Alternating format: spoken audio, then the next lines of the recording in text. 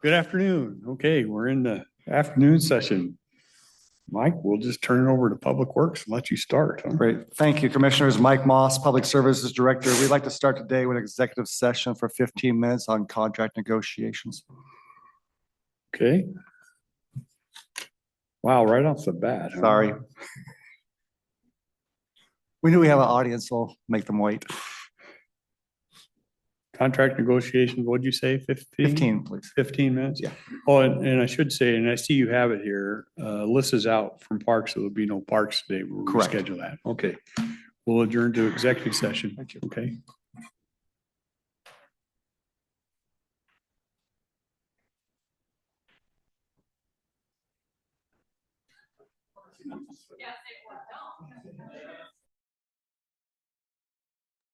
Okay, back from executive session, no actions taken. We still doing Public Works? Okay.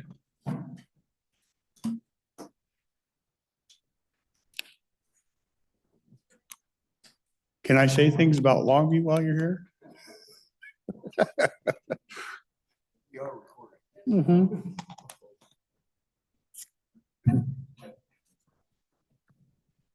So good afternoon, Susan Eugenius, County Engineer, and on your quarterly open houses agenda today was Public Works Road Administration. So this is our first time through, so I hope you like how I've decided to do this. I took the list Kelly sent out and took topics that we don't usually talk about with you guys to kind of run through to give you an idea of other things that are going on in road administration. And I lumped in stormwater and development review because we run those through our road administration separate from water, sewer, and solid waste. So I was going to start running through some items, upcoming resolutions that you will be seeing in the next 6 weeks. We have 2 road vacations coming, Totiff Road and Oswalt Lane, that we've been working on, and they keep getting pushed to the back, but I've put those on my right-of-way agents. She's finished Title VI, and now we're doing these road vacations. So you should be seeing that soon. She is also working on finalizing the franchise agreement with Comcast. So those are items you'll see fairly quickly. We're also, this year, it kind of is upcoming resolutions and reviews and updates. So as part of Public Works, whenever anybody is working in the right-of-way, they come and get right-of-way permits from us. We have 3 different, we had 3 different, now we have 4 different permits that you can get. There's a notification permit, which is generally PUD gets those. They're not cutting the pavement. They're working on the wires. They give us a traffic control plan. There's a utility work. So when somebody's actually cutting the asphalt, we get those. There's a base charge plus they get charged the amount of time the inspector spends out there. There's a driveway approach permit, which everybody putting in a new approach obtains. Those are a grand total of $25. Oh, no, excuse me, $0 for everybody. And then we just added a new permit in response to the new private road ordinance, the way private roads are being handled by building and planning to avoid the potential of somebody designing the road and getting it all done, approved by building and planning, and then coming to Public Works and going, this has been approved by building and planning, and want to build it. We want them to come and get pre-approval from us for the location, so they don't go and do all this effort. And we come back and say, you need to move that 20 feet because of site distance. So that it's a pre-approval, it's a no cost. They just come in, notify us, they work with one of the inspectors, and so they can site the road. So that was in response, and it has been rolled out with BPAC, and they were happy that we have moved forward with that. So as part of our permits updates, we're going to be updating our utility accommodation policy. So that's in policy review and updates. So item number 2, first bullet. So our existing policy was adopted in 2001. We need to modernize this and add some of the items we've been having issues with. So utility conflicts, who pays for what, notifications to Public Works. So we just want to update that policy. This past 6 to 9 months, there have been quite a few issues with a fiber installer. And we're hoping by updating our permitting process and our policy that we can avoid some of these issues we've been having. Well, we keep having work done and then all of a sudden you come across this line that we don't even know is sitting there. Yes, and that is one of the things fiber companies are notorious for. We just found. Is this the one we were having, where PUD was pushing back on us a little bit on this No, one, or is this different This is Franchise. same but different. PUD pushed back on the franchise. on the one above? Yes, they don't want to get a franchise with us, and so they've pushed back on this. This is how they interact within the right of way. So Okay. who goes in what locations, what the backfill policies are, jacking and boring versus open cut. So that's what that policy is. But we have been having more issues in fibers, the one that's most notorious. And not only that, they're not very good at locating. We've cut in the past month, we have cut 2 fiber lines during construction that were not located. So it just is the nature of what's happening. So that goes into the franchise agreements and our utility accommodation policy. We are finding in speaking with other counties that we are not alone with these issues. They're hard to get a hold of. They don't want franchises because a lot of them trace their lineage back to the original telephone and telegraph system, so they're not required to have franchises. So it makes it a little more difficult for us, but we're working on keeping that moving. The other big policy review and update that we're working on in the next 6 months is our Title VI program.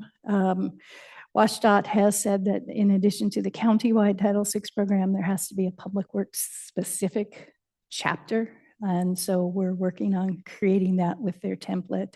I'm passing that off to Patrick because I think he'll really enjoy it. I told him to come and smile and nod. So those are my big policy review updates. I have others that I'll start working on later in the year, but those are the short term that I'm looking at getting up and going.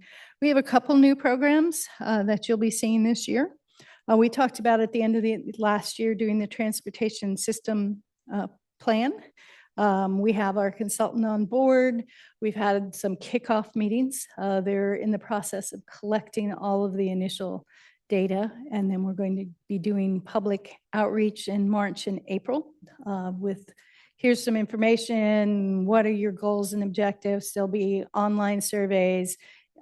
It'll go to outreach, will go to the Planning Commission, we'll go to some combination of public works staff, farmers market or some other community event in the spring to get the information out. We'll take that information, add it into a draft, and then in August, we'll do our next public outreach push back to the Planning Commission. We will partner probably with Stormwater, who always does public outreach in August at Squirrel Fest. So we'll probably piggyback with them out at Squirrel Fest. And then we're hoping to have a draft that we can present to the board for review in September or October, so we can adopt it prior to the end of the year to help coincide with the comp plan update. So we are making progress, and I'll keep you guys informed on where we are on that. So one of the things I don't talk about very often with you guys that you're going to hear a lot about today is our stormwater program. So our stormwater program has a lot of intricacies that we just kind of do. So we have 2 new programs that we're working on this year. So the first is a Stormwater Management Action Plan, which Ecology calls SMAP. So in the previous version of the permit, we were required to create a SMAP, and we went with a very minimalistic approach, very general, and we got audited last year. So towards the end of middle of last year for our 2020, so last year was 25. So our 2023 permit, which is when this went in and they said, no, that is unacceptable. So we are working with our consultant to Of course they did. yeah, create a new SMAP, stormwater management action planning. So it basically sets our priority watersheds, and then eventually you roll that into what they call the SMED, which is stormwater management for existing development, where we will be going into priority watersheds and doing stormwater retrofit projects. So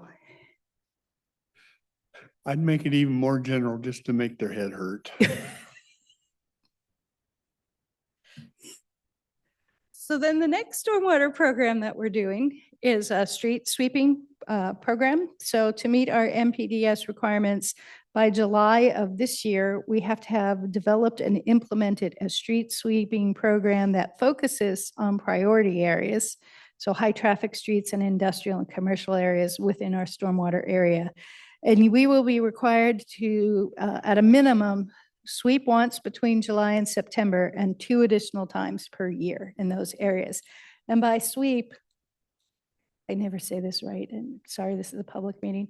So we have brooms that sweep and it flies in the air, and we have brooms that suction it up like a vacuum cleaner. So you have to use the vacuum cleaner type sweeping in this program, because by just blowing it around, it still ends up in your storm system. The street sweepings then have to be properly disposed of. So, Do they work off the same machine? no, we have 2 different types Two of different sweepers. types? Yes. So that is a process. We're developing this out of these. And one of the things you'll see in the future, because in 2024, we were discussing having to unfortunately increase our rates out there, because we're at the same rate we were at, was it 2016 when it was adopted. So we are going to be looking at the cost of these programs and how we're going to work that out of our funds. We have been fortunate because we did not spend a lot in the early sections of our program. We have money that we're spending on these programs, and Ecology does offer those minor grants, which we've been taking advantage of to implement our program. So you'll see that in the fall, in the budget, we'll be talking about how we want to address these fees. We'll probably try and start that prior to the budget process so that we have a good idea of where we want to go with the rates and fees so we can budget appropriately. So that's the bad news. So the fun news, the things that we do with stormwater is outreach. So I left you some presents up there. So we do, as part of that, community education and public outreach. So we do every year for school-age kids, we do the calendar contest for middle school. There is a video contest for high school and a coloring contest for elementary school, because we have selected as our target audience kids, youth, figuring that they'd learn and carry it through. We have locations where we drop these off. They just had their awards ceremony for the 2026 calendar last week. So the kids do get prizes, gift cards to go out and purchase, but we do it countywide, not just program area, but we generally get the same one school, one art teacher, one science teacher will get into it. And so we'll get a lot of submissions from that school. We've had a lot of creative poems and drawings through the years. The kids get a little excited about that. We drop them at all the local libraries to hand out every year. And I believe it's the Kalama Library who starts calling when it doesn't get there. Where's the calendar? We're all waiting for our calendars. So that is a popular event. We also go to public events when there's an Earth Day event held. We do our outreach as a consortium with Longview and Kelso. We call ourselves the Cowlitz Clean Waters, and there's a website for that. And so the 3 entities and CDID number 1 is a subrecipient. So we all participate in these public outreach events. So we generally go to Earth Day, Squirrel Fest, which is why we have the little squirrels, if anybody ended up with the squirrel. Fire department open houses is a popular one. And we do outreach to both the kids and the parents. So we have trivia for the parents. There's a spinny board and that kids can spin and win prizes. So we have those squishies we hand out. We have magnets with the themes. There's sack bags that we hand out. For the parents and the raffles, we did a rain barrel one year with the trivia game. So we try and get people engaged in learning about stormwater through this process. Public Works in general, in addition to what the stormwater does, we attend career fairs. Woodland, Castle Rock, every year we're invited to their career fairs. I know we've also gone to Kalama. There's also, we've been to Cowemid, does a career day, and we've had equipment out there. Savannah and I have both been invited multiple times to Cowemid Middle School to talk to their Abbott program to help get kids interested. We've gone and spoken at the CAD class at Kelso High School. Whenever we're invited, we're happy to go talk about public works and the different facets and what you can do, both with a college degree, without a college degree, and all the different avenues. You can join the community and get people excited about public works and what we do. So technology related issues that we're talking about this year. So we have a construction manager who is just now coming up on a year in the position. Our former construction manager retired March of last year. And one of the things he and the inspectors have asked for, which I've been waiting for, is they're interested in getting some construction management software so that they have all their inspection forms and the files and everything's digital. It sets up the file server and everything they can pull up. Right now, we're using a bunch of old Word documents and Excel spreadsheets, but that was the comfort level. So now we're looking at exploring an option for construction management software. I've reached out to some of the other counties to find out what they're using, some of the local inspection firms. So I'm excited about that. I think it's going to improve our processes and cut down on some of the time we spend doing the payments because our process right now, they have literally a old ticket book that has 3 slips on it, you know, the old 3 carbon paper where they write down, I collected this many truckloads of crushed surfacing base course.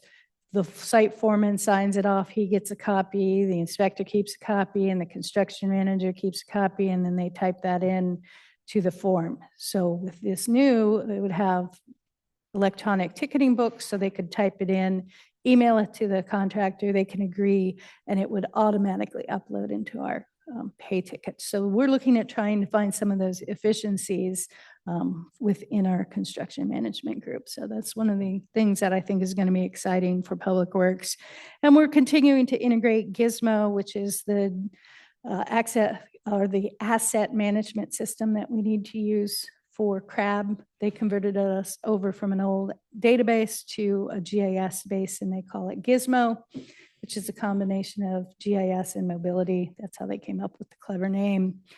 So we're working on integrating that into our system and what other neat things we can do with GIS, live mapping for during storm events, what roads closed. So we're working on getting more of that stuff available and public facing. I know over the past few years, if you've been on the Public Works site, we have a very good research site now for the surveyors to pull up all of our right-of-way data, and we're working on getting more mapping that's public facing.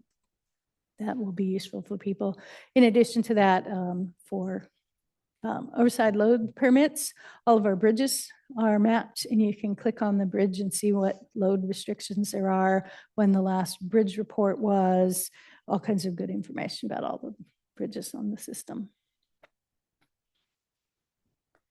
So my next item is a question. I'm sorry, I'm going really fast. Did you guys have questions? Well, I had questions about your engineer lingo, squishy, spinny board, and scroll. but we're long past that, so. Okay, well, maybe I went off on the squirrel direction. I got a new cone now that I'm out of my excavator on my Yeah. driveway. So the next is a question, because one of the items was partnerships with agencies. Oh, I know what I forgot. Outreach, our new baby for stormwater. If you can pick up that bucket that I left over there. So part of the things we need to do is stewardship. So Cowlitz Clean Water is sponsoring Adopt a Dame. So that's the Cowlitz Clean Water logo, and Public Works is on the back. So Adopt a Drain is a new stewardship program that we're rolling out right now. So you, as a citizen of Cowlitz County, can go an online map at the website, which I can email everybody the address, go and say, oh, in front of my house, there's this storm drain. I'm going to volunteer to go out and clean it whenever I see leaves and garbage sitting on it. And you get to name that storm drain. So this is a program that's done in various locations across the county, this country. It started in Minnesota and Washington State, and a lot of the local agencies are now doing it. So there's all kinds of fun names. There's schools that adopted in different grades, competitions.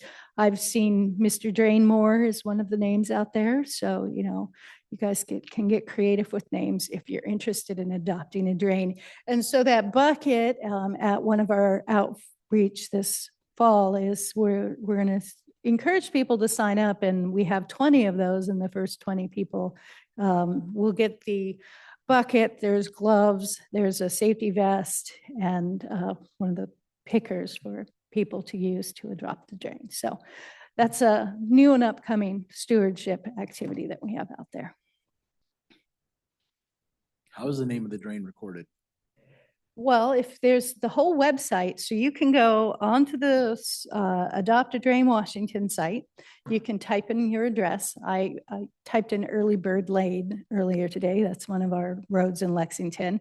And all of the drains in Lexington on that street will pop up.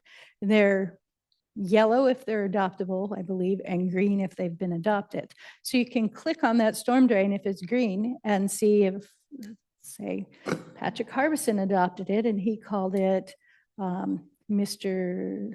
Drains a lot. Drains a Lot. And he's cleaned it 6 times and picked up 6 pounds of garbage, because that's a self-reporting part of there. And so you can go out and pick a different drain in that area and say, I'm taking this drain and I'm going to pick up more garbage than Patrick. So what this does for the county is it keeps the garbage out of the drains. It also will produce reports at the end of the year that we can include in our annual stormwater management plan report, that we had 10 drains that were adopted and they spent a total of 24 hours doing stewardship, and we collected X pounds of garbage. So I know up in Tacoma, I believe Tacoma is one of the areas that I was looking at. There is an elementary school where there's first grade, second grade, third grade around the school. They had different grades, all had adopted drains. Some schools do it in their science programs, but it's an opportunity out there for just a neighbor or anybody to do it. I would assume a neighborhood could, or an HOA could say, we're going to take care of the drains in this and do all that. Yes, Yeah. just a little neat, different thing that we're trying to see if we can get more community involvement. All right. So item 6, partnerships with other agencies and organizations. And this is where I have a question for y'all. So past few years, as you know, we've been short-staffed and very busy, and we've backed away. Public Works has backed away from going to the collaborative meetings. And so now that it's 2026, and I guess I'm asking for a feeling on the board if you would like Public Works to resume having a presence on that collaborative effort. Go to their meetings and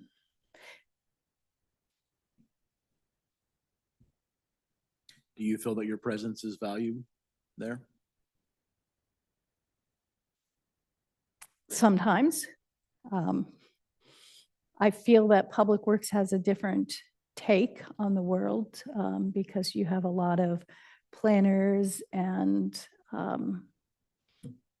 environmental and elected officials on the board. And a lot of times they'll be talking about projects and we can get this grant, we can do all this stuff and it'll be easy and just take like that. And Public Works can give that perspective of, well, when you're doing the grant, you have to think of this, who's providing the match, who's going to be the sponsor, who's going to get all the permits, how long is it going to take? So I feel that sometimes that practical getting stuff on the ground is missing from that group. So we can give value. We're talking about the Spirit Lake Collaborative. Yes, the Spirit Lake, Toutle River, I forget all the letters. That's why I just called it the collaborative. I'm probably a little skewed in that I've attended a couple of those and I'm struggling to find out what they actually do. If somebody wants to help me with that, please. And what value, what has resulted from that. Particularly, I'm referring to the Toutle River and the spillway and that type of stuff. I don't know if they do other things, but yeah, I would really need, as far as why it exists, I would need somebody to help me with that.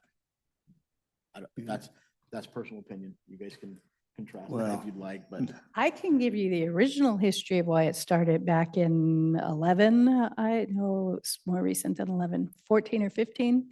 It started because of the tunnel collapse. And it was to look at alternate solutions for that. And it's evolved into this, well, we can't just look at the tunnel. We need to be looking at the Toutle River. And It's grown, How long grown, ago and was that? grown, so. I think I went to my first meeting in 15 or 16 at the latest. 10 years later and we still don't have, we're no further along with regards to the tunnel, except we did have a NEPA here last year. Yes, we did about have the that. NEPA. Yeah, Yeah, so I don't, I'm pretty much along the same lines as Commissioner Rader. I would tell you, if you find value and you have time, then I'd kind of leave it up to your call. Okay. I'm not going to force you, at least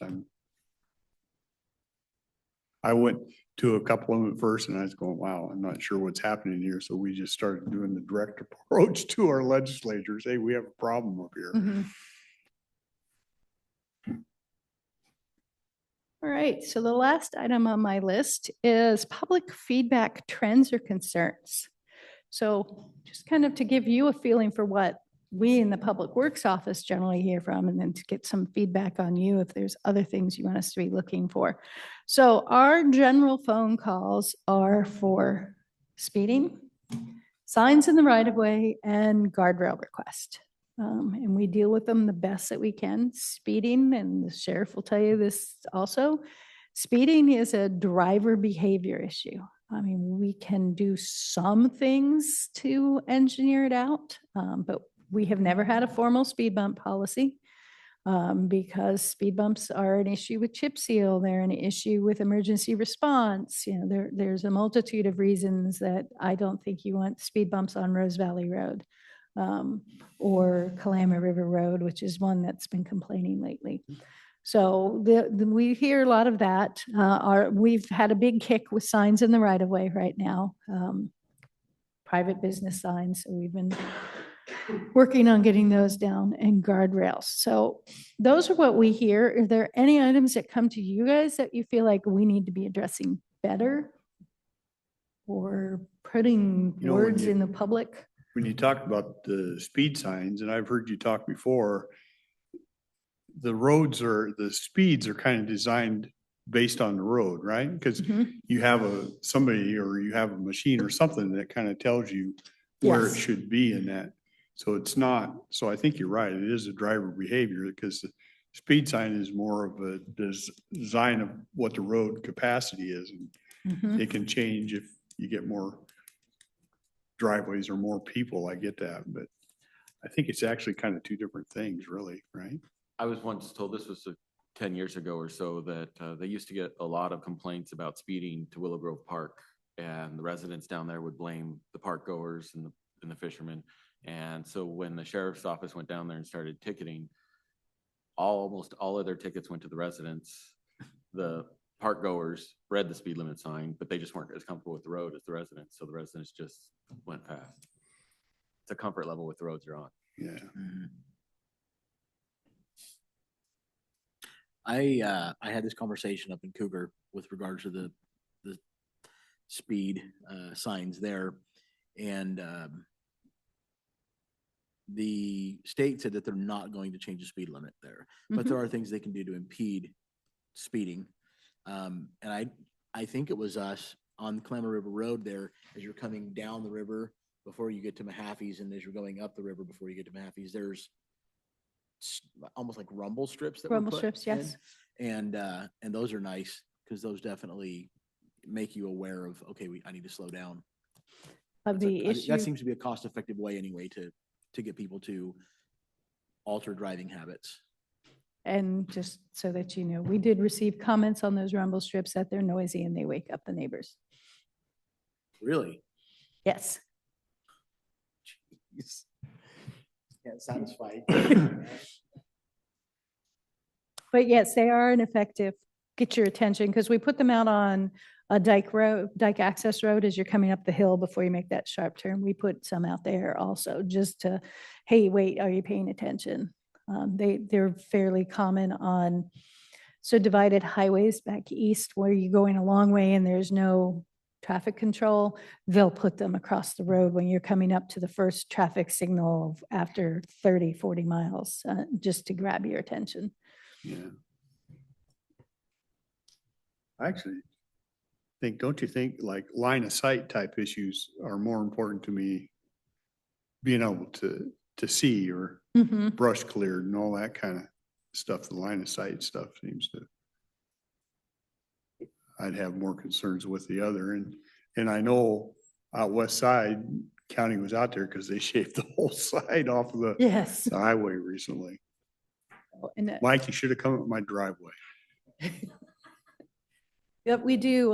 There are, especially in urban areas, there are ways to make the streets narrower, which helps people gives people the perception that they have to go slower. So narrower lanes, they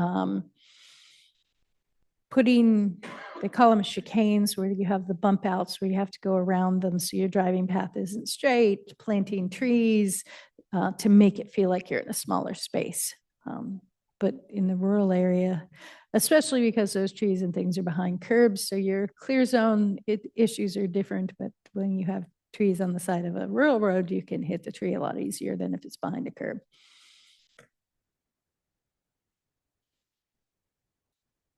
I believe in enforcement. If you don't have enforcement, I don't care what you do with signs or speed bumps or ditches in the highway or turn it to gravel so it's breaking the windshield of the guy behind you. It's I guess true. If you don't do true. enforcement, we're just throwing dollars down the drain. So that was what I had for our Public Works review. I'm kind of would like at some point feedback if that's what you guys want to see moving forward on how we do this. The thing I've asked other departments is what do you see coming from Olympia that us sitting here might be able to help, because that kind of gets into our arena a little bit. So I wrote down a couple things. Okay. Good. So one of the big things that's going to impact us, which is a weird thing that nobody else thinks about besides Public Works and WashDOT, is bridge washing. So Bridge washing? Really? bridge washing. So there's a MPDS permit for bridge washing so we have to wash bridges to inspect bridges. We need to inspect bridges to make sure that they're in good shape. So it's a cycle. We have to do it in order to inspect bridges, but there's all these environmental considerations you have to take into account. So the current permit expires in July 31st, 2027. And so Ecology has done essentially a complete rewrite of the permit I have one of the engineers who's more involved in the bridge program reading to get comments on. They've added, before, if we just did a spot cleaning, we didn't need a permit. Now spot cleanings are added. The State Association of County Engineers is also working on a comment letter. Snohomish and King County and Thurston County have the staff, and they're really jumping into this to review, because I pulled up the line and strike version today, and it's a complete rewrite when they said it was an update. So that is one of the things that coming up from Olympia is coming down. And then the legislative items, a couple items that I'm watching. There's an emergency culvert replacement bill. It's Senate Bill 6154. This is actually, if they impose it the right way, this is in the right spirit that could actually help us. So this emergency culvert replacement bill could allow for a replacement of culverts in an emergency to pre-loss condition if the agency commits the same amount of dollars that it would cost to go from the pre-loss condition to some of these bridges that we're having to do in what they have prioritized as a high priority fish habitat watershed. So we could put back in a 5-foot diameter culvert on, let's say, Pleasant Hill, which is what it was before it went out. If we commit it to a high priority project, with the cost difference would be what this would allow you to do in an emergency. So for a project, that's one example that we have. Another project we have is out on Rose Valley Road, milepost 7.72. In the storm of 2021, the end of the culvert was blown off, the embankment was impacted. We did an emergency contract where we just reinforced that road because of all the log trucks that are going in there, put a new end on it. But the Fish and Wildlife was, no, you have to upgrade it to a full fish culvert, which is one of the projects that we'll be doing next summer. We've been working on it ever since. It's going to have to be a bridge. It's fairly deep. If that was on a small non-priority habitat, we could say replace it to that same existing 4-foot diameter pipe, and then add that commitment to, let's say, an Ostrander Road bridge, which would be a high priority if that was our high priority watershed. So that is the spirit of this. I know we currently don't have our watersheds prioritized, but we could run it off of what the Lower Columbia Fish Barrier Removal Board claims is that has designated their high priority areas.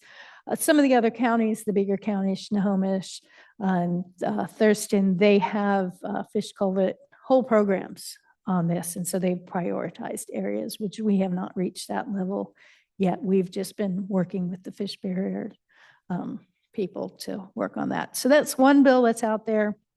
I believe you brought up yesterday, Commissioner Dahl, the accident risk zones bill. So we're watching that. There's a House Bill 2172, which is route jurisdiction, abandonment, and transfer. So there was a study done by the Washington Transportation Safety Commission talking about, and this is state route transfer. So I don't know what year they did it, but West Side Highway has gone back and forth between the county and the state. So it's a whole, how they're updating the process of that process would go. So let's say, I know at some point they talked about, let's have the Lexington Bridge as State 411, and then the rest of West Side Highway and the Castle Rock Bridge would Well, go they're to going to local try and give you that jurisdiction. section of West Side Highway, no doubt about it. No, but this is the process that they would go through, is that what this bill is related to on how they do that process. You may not toot your own horn, but I'll toot it for you. The section of West Side that the county is responsible for, if any normal person goes out and drives that and then drives the state, they much prefer the county. Yes. And that is actually, that slide on West Side Highway is one we get questioned about all of the time. Yeah. So that is out there. And another bill, which I didn't write down the number that I was looking at. There's some tribal coordination bills out there for your transportation programs. And it mainly is GMA counties, but I know that will be transferred to us. That is part of the push. There's a prompt pay bill out there, which was out there, but it's not scheduled for a hearing, so I don't know if it'll go out there. So there's a prompt pay and there's a prevailing wages bill out there that are related. The prevailing wages bill, what the contractors, and it makes sense from their point of view, is they want you to have to pay the prevailing wage at the time the work is done. The way the law currently reads, we have to pay the prevailing wage when the job is bid. So let's say we bid it in March, February. We open the bids, award it. So you pay whatever the prevailing wage is in February through that entire job. They update the prevailing wages maybe twice a year. So in the summer, the prevailing wage might have changed, but we're still paying February's prevailing wages. There, in general, the prevailing wage change in a 6-month to a year time is not drastic. The labor unions are, their issue with that is the large washout jobs that last 5-6 years. So they're still only required to pay the prevailing wage that went into place if it was a 2020 job. If they're still working on it now, they're still paying 2020 wages. So the counties and the cities, our associations, have gone to the legislature and said, yes, we agree, we should be paying prevailing wage. But if you make it at the way the current legislation reads, so if it changes in the middle of our job, what happens is you guys get me coming to you and going, I have a change order for $10,000, $15,000 because the wage rates on these positions changed by $1 an hour and they worked 100 hours in that position. So what the cities and counties are asking is not to make that adjustment, but either an annually or every 2 years that you have to update it, because it gives us security on our jobs in the bidding. So that is one that has been out there for a couple of years, and they are considering adding that amendment to it, working with the county, saying you look at it annually on the bid date to update it, to give us a little more security, because in general, city and county jobs are at most a 2-year job. So that's one that will have an impact on Public Works.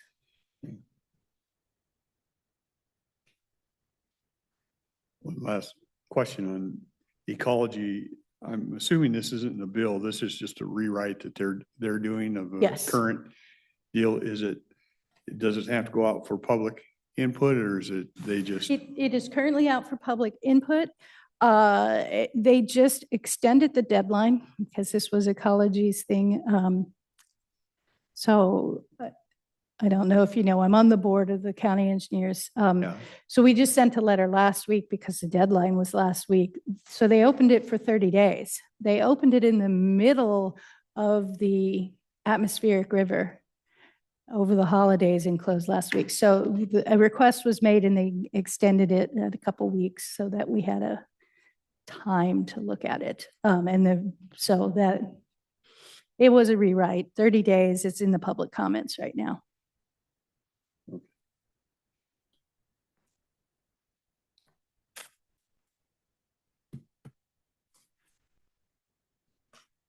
That was all we had, right, Mike? Anything else for us? No, thanks for the update. Appreciate it. All right, thank you all. Thank you. And let me know if you want any different squishies. I'll leave the calendars up here for the public.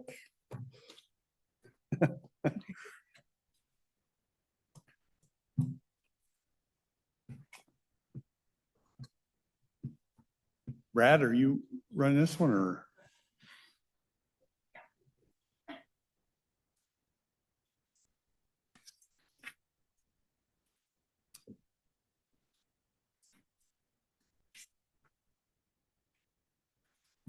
Good afternoon, Commissioners. I'm Brad Thurman, Calhoun County Sheriff. I'm joined by Jason Lorraine of the Prosecutor's Office, and we have some guests from the City of Longview, Assistant City Manager Chris Collins and his counsel, James Goodman.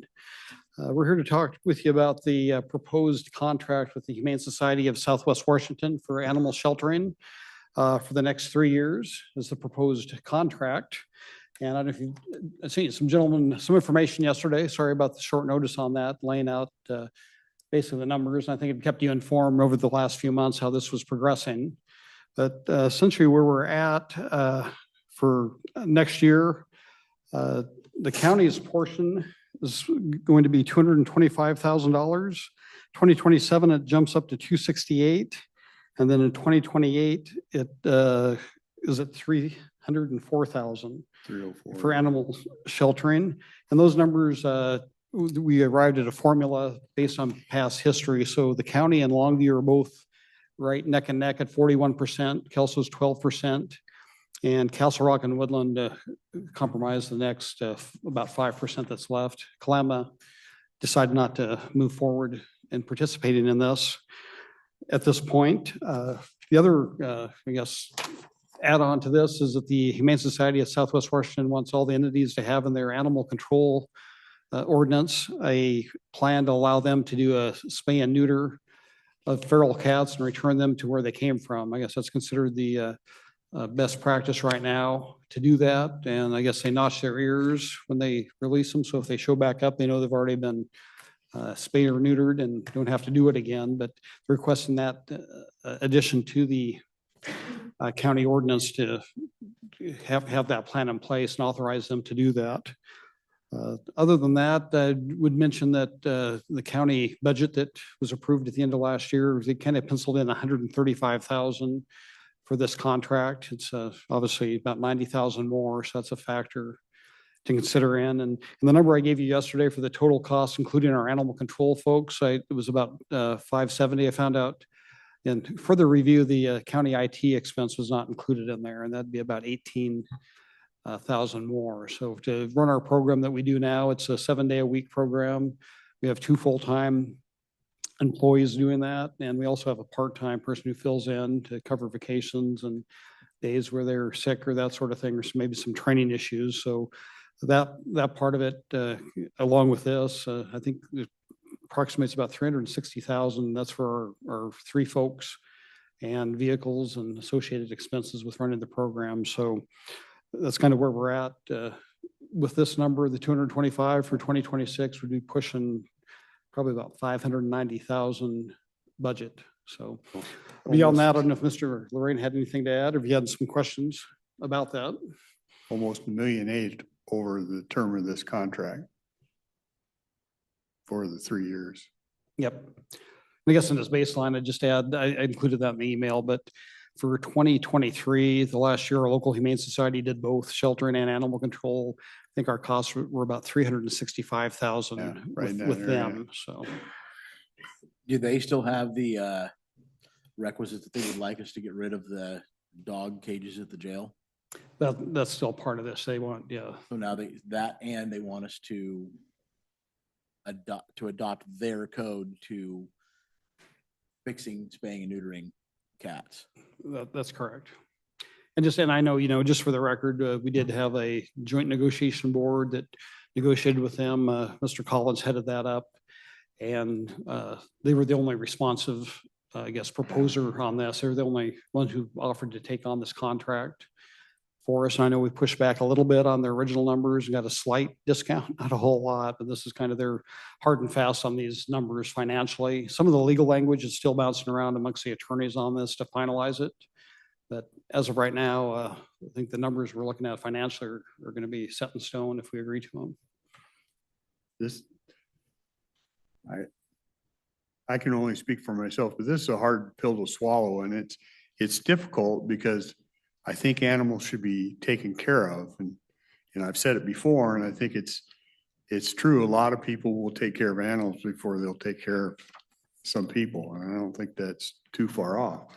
But how much do we expect? It feels like they hold a gun to your head here and say, you don't have a choice. And how much of this are we, there's a nonprofit side of the Humane Society where they want to do these spay and neuter and do all this stuff. And it's like, I just want to pay for animal control. I don't want to pay for all your fluff that you want to do on that. And so I wonder, when we ran our kennels, I realized we only concentrated on dogs and I don't know. I just think, how do we do we bite the bullet and kind of get back to some of just the basics? And I'm not so opposed to an ordinance. I think we've had a conversation for these people that are abusers, these mills or whatever you want to call them, that we have some kind of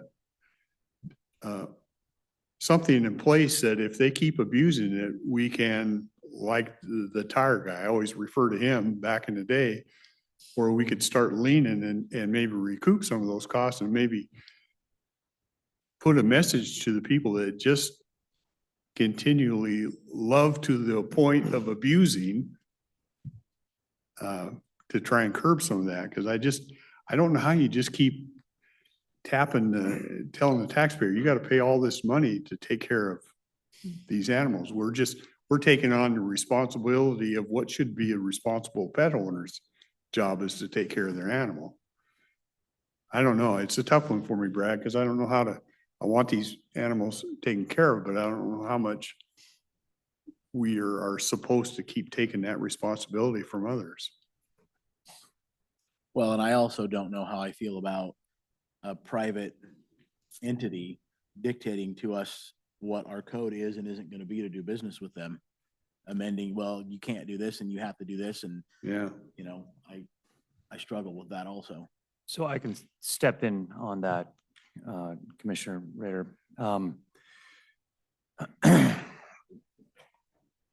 First off, it's horrible optics allowing a singular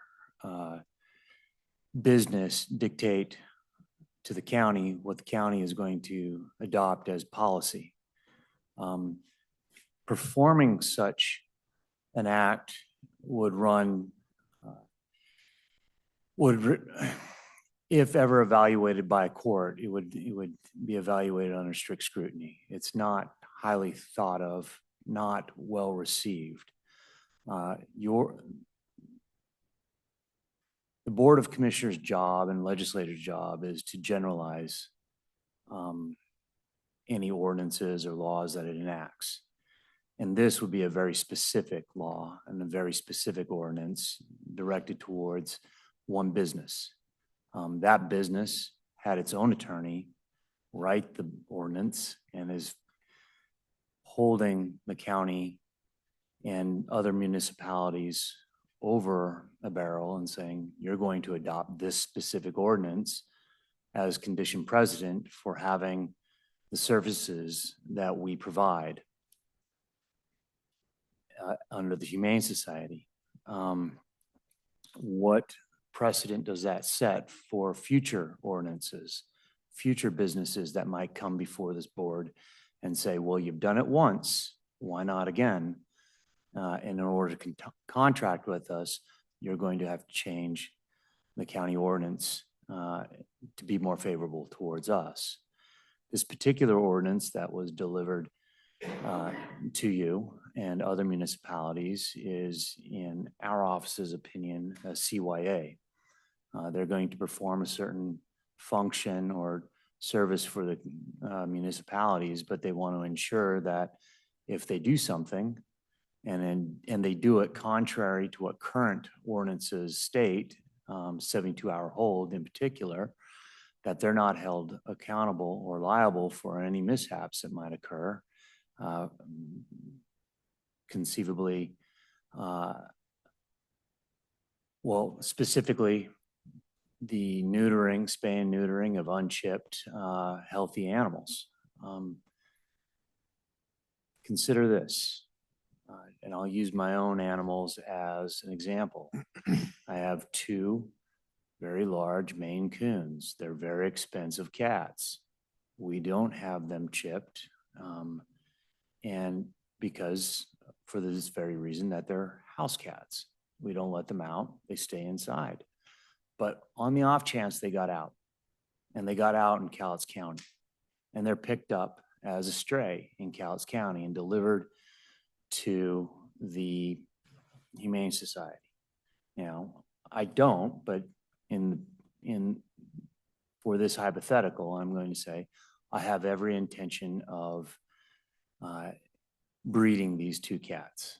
They're beautiful cats. they could certainly bring in some money if I bred them. The Humane Society receives these cats, spays, neuters them, and lets them go back out, chips their ear. Now, because we've adopted an ordinance that says they can do that, they're not as liable as the county that adopts this ordinance to me. I can come and sue this county saying, hey, you didn't take in consideration the fact that a breeder of Maine Coons or a person who wants to breed Maine Coons wants to take advantage of the lucrative business, and it is, by the way. And so I'm out a lot of money, and I'm going to ask you, the county, to pay for me, my loss. And litters are about 8 to 10 cats per litter, talking $5,000 to $7,000 per cat, maybe more, depending on the quality of that cat. So you get to see exactly how much money I'm out. And so that's something for this board to consider, is that the way this particular ordinance is written is not favorable to the county. It's favorable to the Humane Society. They're covered, but the county is not. Municipalities are not.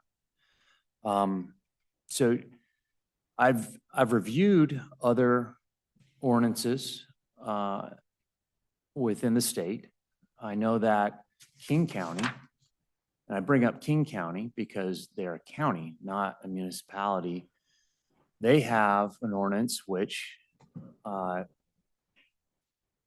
they do neuter animals, but on specific instances. They're not doing the TNR as the Humane Society would like for this county to perform.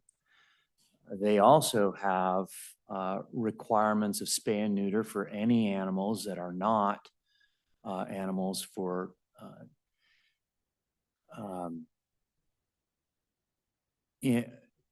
that do not belong to a breeder and a licensed breeder. So any animal that's over 6 months old must be spay or neutered within that county.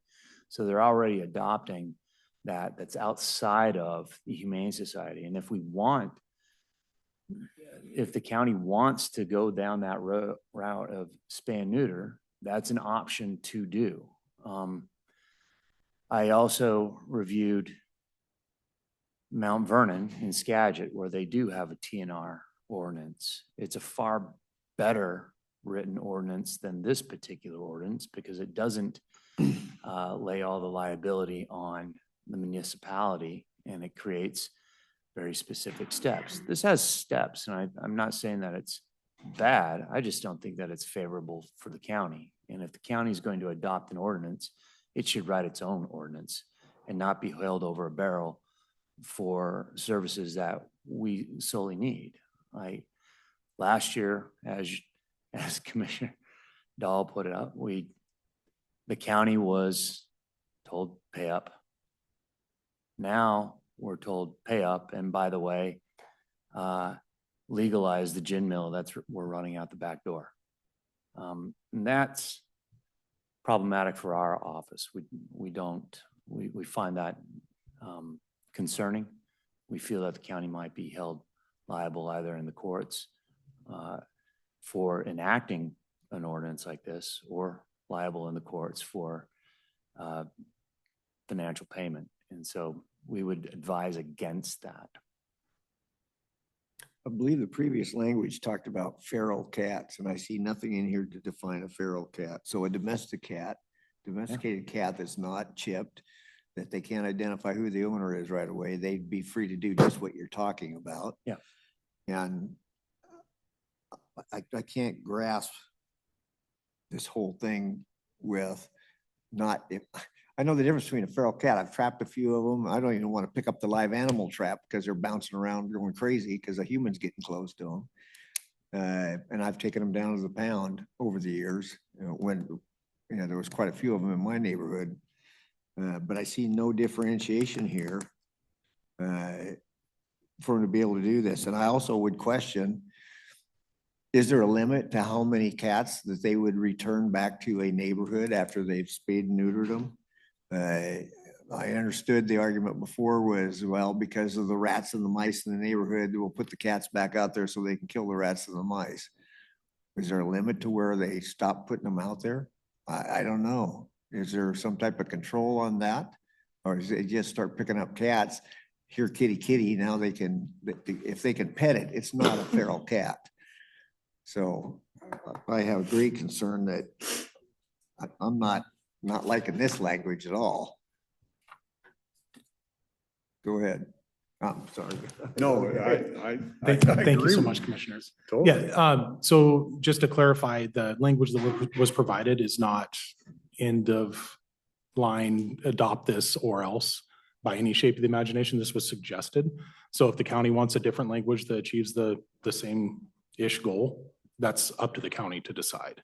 That's not a product of what we were trying to accomplish. So Yeah. what we were trying to do is come to the negotiation table with the Humane Society or the proposal of the RFP. One, we need to issue an RFP because that's how we're supposed to enter into any agreement that costs money. So previously it was, we entered into these agreements without issuing an RFP, without going through the bidding process. So that fixed that issue. So we formed the joint negotiation board together, if you recall, so we could negotiate so everybody had the same expectations. So we can negotiate from a point of strength instead of a point of weakness with the proposal. The proposal came in, the only proposal was the Humane Society of Southwest Washington. And they came with a pretty strong proposal. It needed, some refinement, and we negotiated through those. As you're aware, we got the price down a little bit, but when we issued the RFP, the primary goal was cost, and to try to mitigate that cost to the municipalities as well as the county, and to keep that cost as low as possible. As well as part of our review process, we went up and we looked at other facilities to see the viability of operating our own shelter. And that was very quickly realized to be a non-starter for this type of cost and the need within our county. So when we talk about the cost of it in general, it's, we're not even covering 50% of the cost that we currently are paying to the Humane Society of Southwest Washington. I think last year in 2025, we covered like 25% of their cost to provide the service to the city, as well as the county and the other cities. So that's, not a lot of money that they're getting from all of us. I think it was $350,000 in total, something along those lines. Their cost was like 1.3 million to provide the service. And that is, of course, there are other programs and things associated with that. What they proposed to us is just for the sheltering. Not any of the other special programs. That's all covered through their nonprofit. And they're only asking us to cover like the first year's 50%, 50%, or somewhere close to a little less than 50% of their cost just for the sheltering services. Then it goes up incrementally, and their end goal, not through this contract, but their end goal is to get to where that we are covering 70% of the total cost of the service they're providing, just specifically to the entities involved. It's not any of the other services. It's not their medical services. It's not their clinics. It's not any of their other adoption services. That's all covered by their nonprofit. So, but as far as the TNR program, that was a cost savings measure that they implemented as part of their proposal. That said, if you want to do this as cheap as possible, you can do this. And with our goal being to try to reduce the cost as much as possible, that was the thing that, was a big cost driver that saved a substantial amount of money off of their proposal, was implementing a TNR program.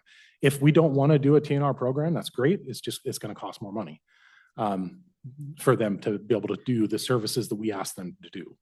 So it's a cost driver. I would hope that anybody that has a Maine Coon or something along those lines would understand that, getting it chipped is probably in their best interest if we were to move forward with something like this.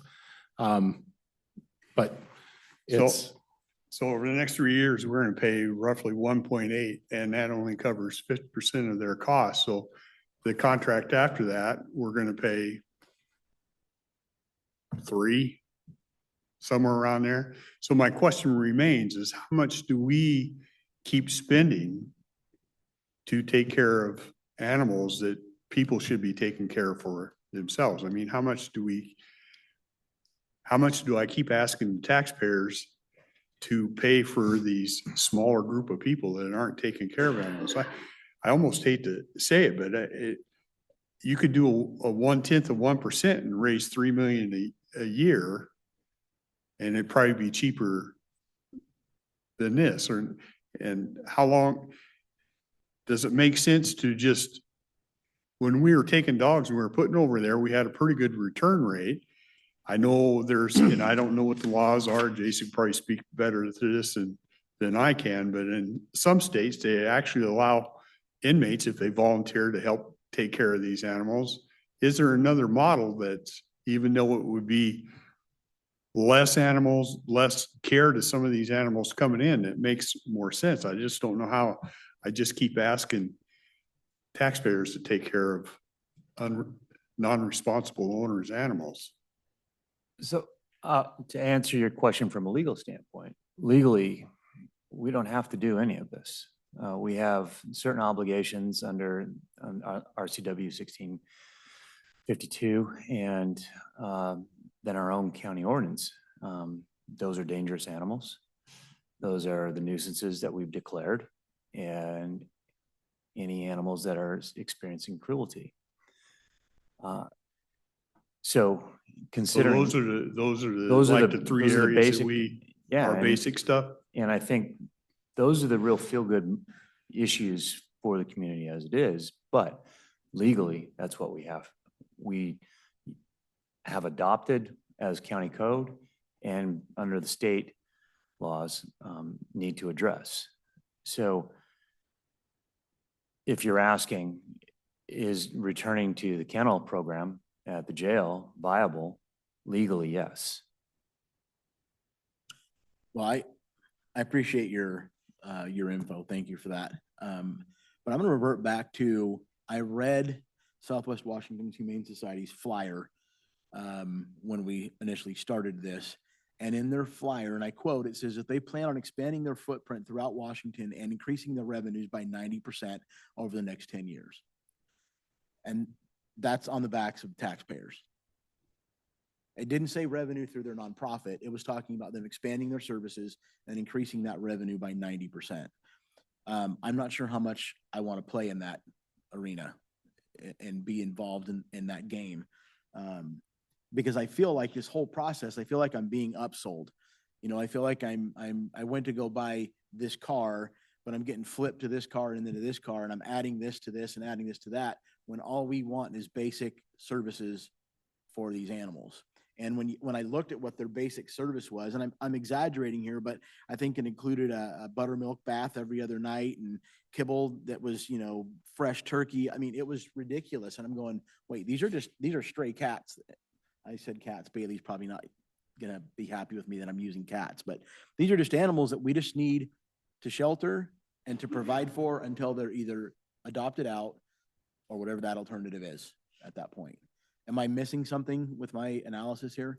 Well, I think our concern isn't even if they're adopted. Our concern is the first 72 hours. After that, we no longer have a responsibility to those animals.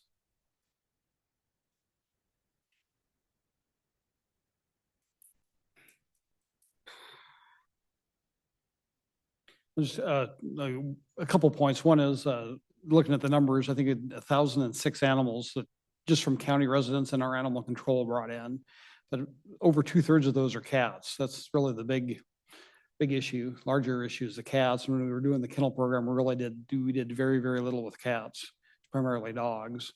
If we did the kennel thing where we're running about a 50% return rate to the owners, which is great. The problem is, what do you do with the other 50% that you have? Like Mr. Lorraine said, after 72 hours, we don't have an obligation and can, I guess, adopt them out or do other things with them. But of course, there's liability associated with adopting out. adult dogs in particularly, and it's going to be a manpower issue and they have the ability to do that. And by what standards are you going to adopt these animals out to the public? And is there a demand out there even for these animals? There would be probably for puppies. Get some older dogs, though, really, I don't think there's a whole lot of market. If you get the ones that are vicious or have health issues or older, they're just not really adoptable. So what do you do with them? So I guess the alternative is, euthanization program, just to deal with them. But you're going to have a backlog of dogs if you don't have some outlet to adopt them out or euthanize them.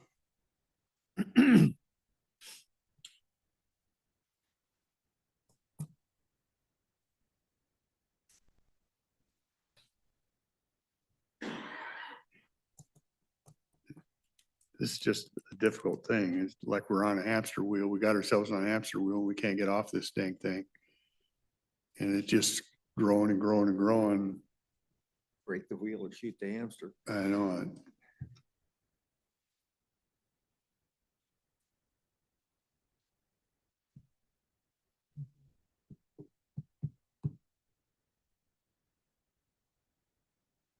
And Longview, you guys you're all in and ready to roll with this.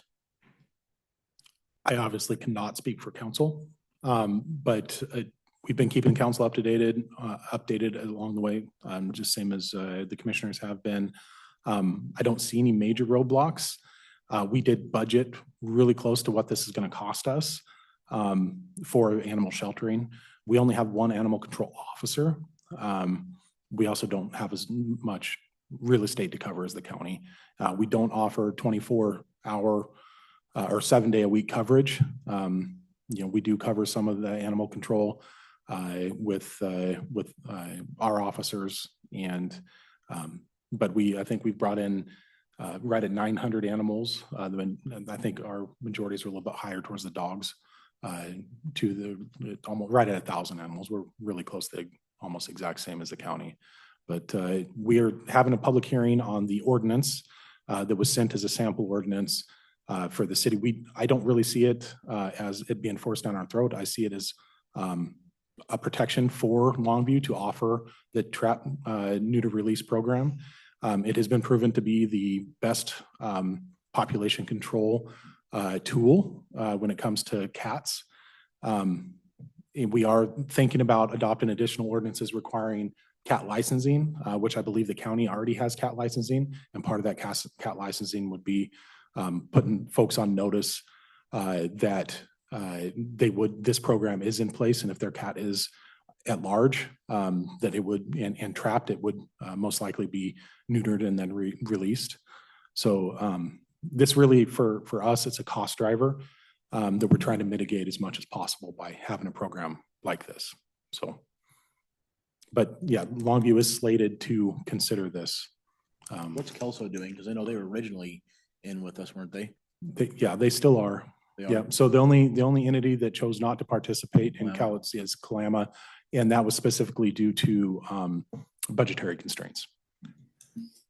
So I know Woodland is and Castle Rock are both slated to move forward as well. Mr. Collins, I have one question. Yes, of sir. you, and it's due to the budgetary issue, because part of the ILA, it spells out the percentages of each individual potential municipality participating in there. And Longview is at 41%, I believe, flat, and Cowlitz is at 41.9%. And then the other municipalities are at significantly less, but they're still at a percentage. There are clauses within the ILA that consider adopting or, removal from and not participating in the ILA at any point in time, giving 60-day notice. And what happens with the percentage of the cost that particular municipality once they're gone? Who do the other municipalities then take on the burden of that prior? I don't believe so. Okay. And James, correct me if I'm wrong, but that, whatever that jurisdiction cost would be, would no longer be paid. Okay, because that is a concern for this board to take into consideration, is like, are we going to have, is the county going to have to suffer, or is Longview going to have to suffer additional costs if Somebody pulls Kelsos out. decides to leave, Yeah. or Woodland decides to leave, or Yep. Castle Rock decides to leave? We'll make sure that that language is, if it's not clear in there already, we'll make sure it gets built in that All if a jurisdiction pulls out, then the contract is reduced by the according amount based Okay. on the percentage. I appreciate that. Thank Yeah. you. And that percentage is based on experience. Yeah, so Right. what we did is we took the total number of pets over the past, we had, I think at the time we developed that, we had the first 3 quarters of 2025, which is very consistent to the information we got just yesterday for the full 2025. And we divided that up based on usage. So it's an exact representation of the usage of the service. And that is something that could be revisited annually if the board is interested in doing that, or if something significantly changes one direction or another. I would suggest that we review that annually and amend that accordingly. Because Longview doesn't want to pay for a whole bunch of dogs that the county brings in, and I'm sure the county doesn't want to pay for a whole bunch of critters that the Longview brings in. Cats that get picked up and brought in, are the majority of them trapped? Are they feral cats? Or are they just, somebody picked up a cat wandering in the alley, picked it up, and brought it in and dropped it off? Or if they're trapped animals, I I don't- guess is the question. I think that's a really great question. I don't know the exact percentage of which is trapped, which is physically brought in, which is, we know exactly how many are brought in by Humane Society or by our staff that are trapped or caught by animal control. But I don't know what is brought in by citizens as far as, how many are trapped versus not trapped. Okay, thank you. I know the number we had for the first 9 months of this year, there was 458 kittens. That tells me that people are bringing litters of kittens in, I would guess, probably more so than the trapping program. And to make the percentages are based on what our animal control brings to the facility. It doesn't take into consideration what citizens bring in. It's just what our animal control brings in. I think you sent us a thing that showed almost by day what was brought in or something, and there was a lot of kittens. Yeah. Yeah, they're doing a really good job comparatively to what the information we previously got under the other management and tracking that information. And there's been a few instances where like Woodland mentioned that there's been a couple times where it's been actually a county location, but a Woodland address that they were able to get cleaned up and make sure it's being charged to the appropriate entity. But With the TNR situation, does it apply to cats the same as it does with dogs? We bring a dog in, spay, neuter it, clip its ear and let it go? this is only for cats. Only for Dogs cats. still go through the hold process. So that's mainly just a population control thing, because we're just letting them back out on the streets. Yeah, correct. And we understand that most cats, I mean, even when they're your cat, they still act like a wild animal. And this is what the Humane Society gave us in their presentation was just because they're out on the street doesn't necessarily mean that they're feral, but sometimes they completely act feral. I know my cat, if it was in a trap and somebody came approaching it, it would probably act pretty feral.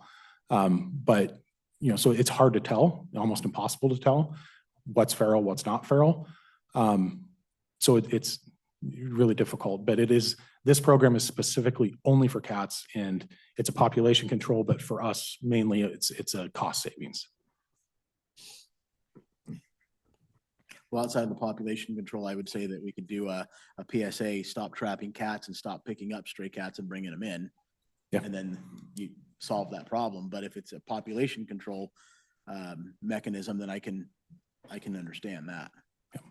Other than that, let a cat be a cat and Yeah. catch mice and do what it does out. Yeah, it was presented to us as the best possible option to have animal control services for felines is how they put it. That is the most humane, the most cost effective, and ultimately the most effective for animal control. That's how it was presented to us. It's more cost effective than to euthanize them.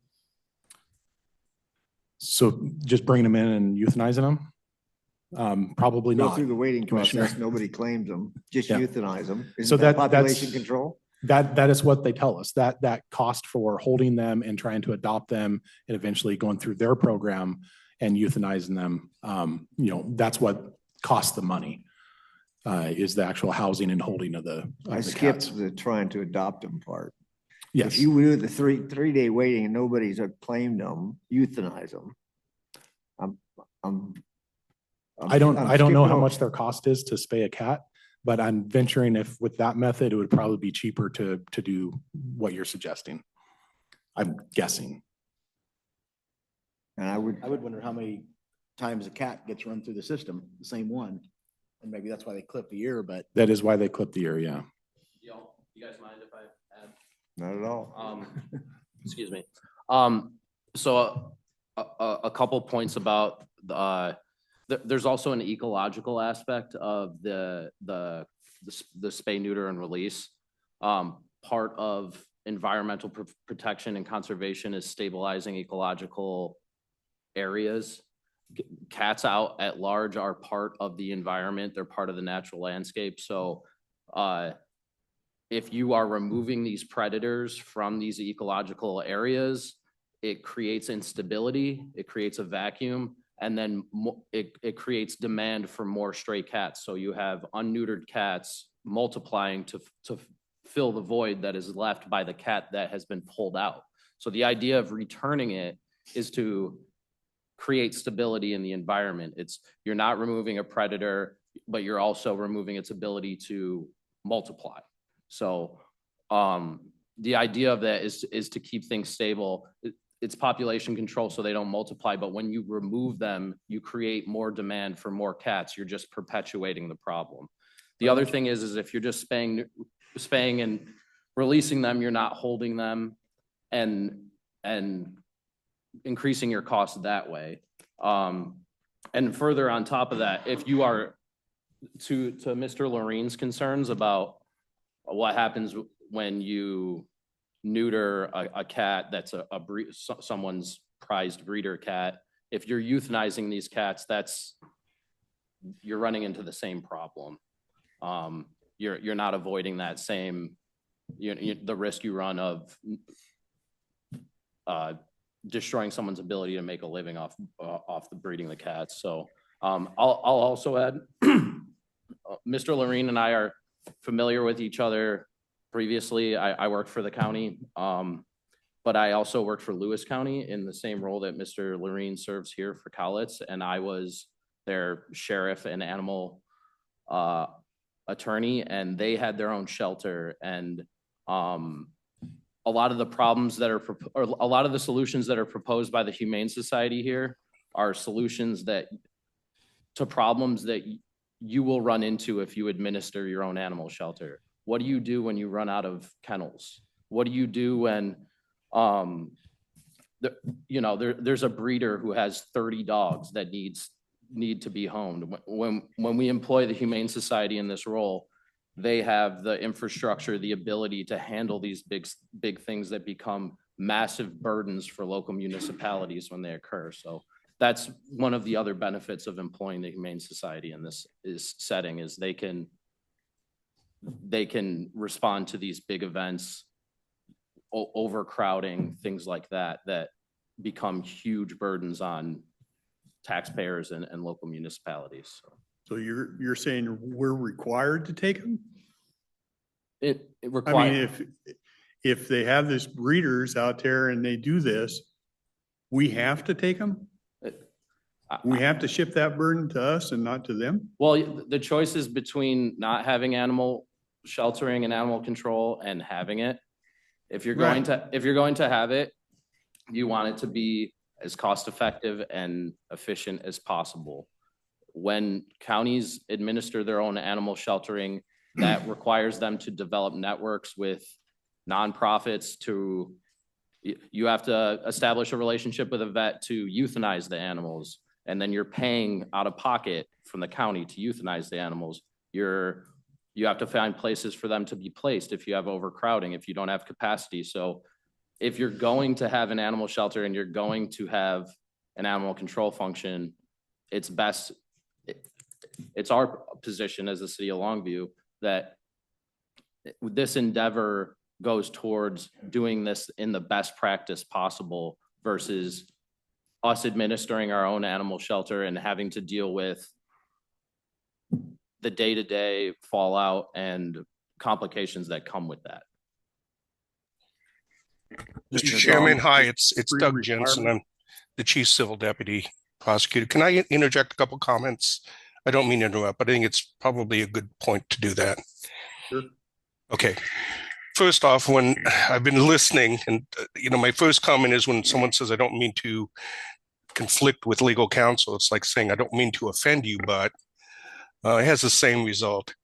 The second part of it is, we're getting a dissertation from a municipal government and their attorney as to their, concept of what this agreement means and how you should interpret it when you have your own attorney sitting wearing a tie across from you telling you something different. So I appreciate, those types of comments can be tendered by counsel for Longview and the manager to your representatives and our attorney, not during public comment periods, but hopefully in a different forum, because this is just simply a circular presentation for you. And it doesn't provide Mr. Levine an opportunity to discuss with you as a client with attorney-client privilege and representation, the opportunity to decipher and explain his interpretation and application of those comments. So let's take this to another forum. Everybody can put their soapboxes away and let's come back to this if the board needs to at another date.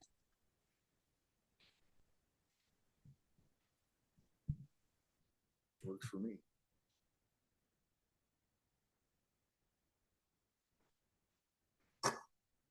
I had a question for you, Jason, and maybe you can do a little work in some states, and you're able to, if you have volunteers in jail, the jail staff can help you with some of that.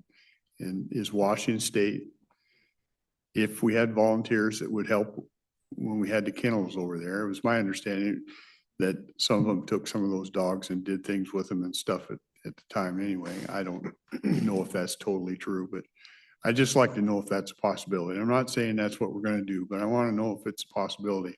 There just seems to be, and I'm struggling with all this, that we're supposed to be responsible for unresponsible people.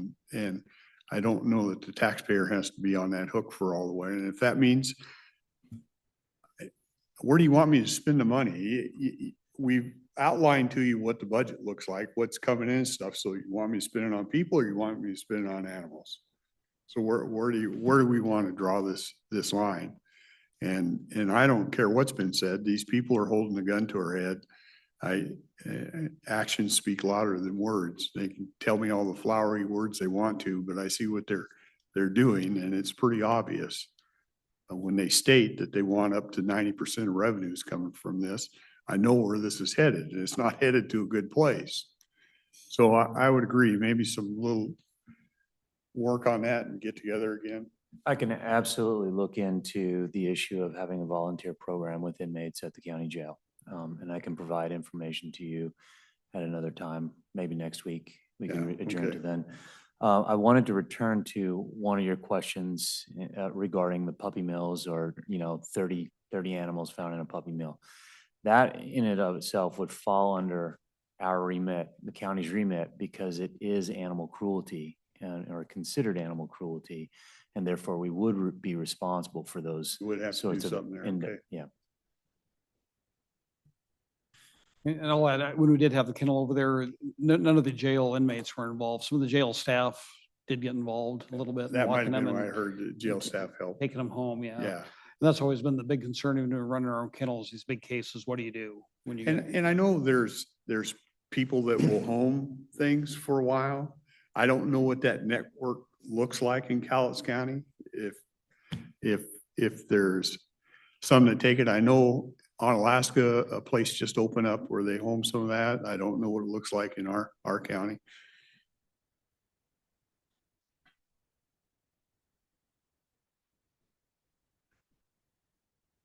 I think You're we have looking a at homing somebody that person in the homes room things? right now, so. Yeah. Yeah, Yeah, Savannah yeah. would home some cats. We can always call Andy Hamilton and his wife. Well, and I got a sister-in-law that would take some too, but then I don't know what the requirements are for these people to take some of these on a temporary basis. You know, I don't want to assume somebody wants to take on liability that they don't want to take on. And certainly the veterinary expense too, that goes Yeah. along with that. Who would pay that? Yeah. Kind of be on the hook for that, so. Okay. And just, you're probably aware, we do have a temporary agreement with the Humane Society through the end of February to continue the terms of the 2025. Yeah. With the asterisk that once we settle, they'll retro back to January 1 to collect any additional that Yeah. they're owed. But we do have that timeline we're under. I know we're on a timeline, but I also agree with Doug. I think we're just circling here and probably not accomplishing anything. So maybe give us a chance to run some of this through ourselves and some additional information and figure out what to do. I can evaluate that and have an answer to you for Tuesday afternoon if you would like. Yeah. I do have something in Wahkiakum County in the morning, but I should have plenty of time the rest of the week to, consider the options. Okay. Are you guys good with that? Yeah, Next I Tuesday? am. Okay, Yeah. let's do that. We'll schedule you next Tuesday and take a look at it again. Okay. Thanks, Brad.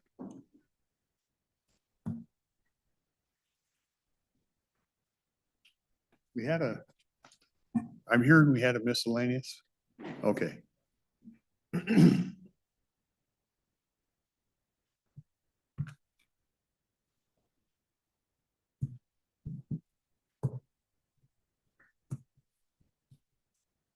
Shelley Pierce, Risk and Safety Manager.